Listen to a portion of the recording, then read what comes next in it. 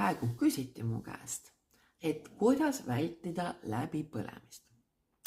Vastus number 1 on, läbipõlemine ei ole nii lihtne. Seepärast, et me vajame väljakutseid.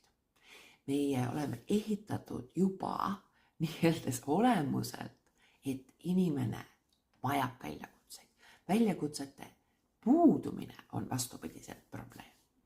Küll aga muutuvad need väljakutsed probleemiks juhul, kui me ei suuda enam oma aega hallata ja pühendume ainult ühele tegevusele, näiteks ainult tööle, mis läbi hakkavad kannatama nii meie uni kui suhted perekonnaliikmetega, rääkimata sõpradest, ununevad hobid, ehk siis kõik need tegevused, mis meile siin elus rõõmu toovad, jäävad nendest tagaplaanile.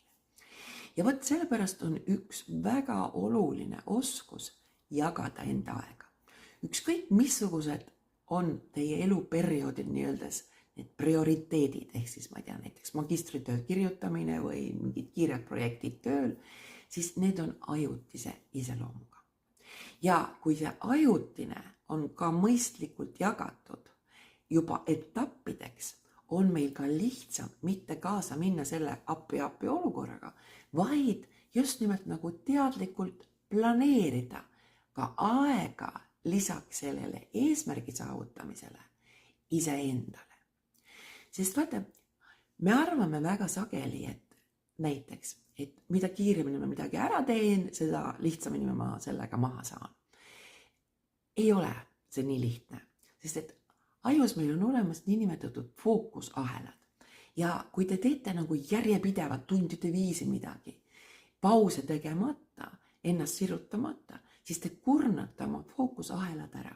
Ja sellepärast öeldakse, et väga mõistlik, erinevad teadusuuringud lähenevad küll erinevalt, aga osad ütlevad, et 45 või tund aega, pärast seda peaks tegema pausi.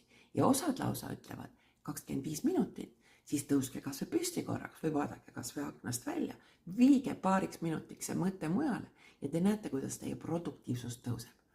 Küll aga on ülioluline, ükskõik kui keeruline periood teil ei ole siin oma tähtaegadega, siis jätke aega teadlikult magamiseks, sest et kui me oleme üle väsinud, me nagunii ei suuda produktiivsed olla. Ja teine asi, meeldivateks tegevusteks.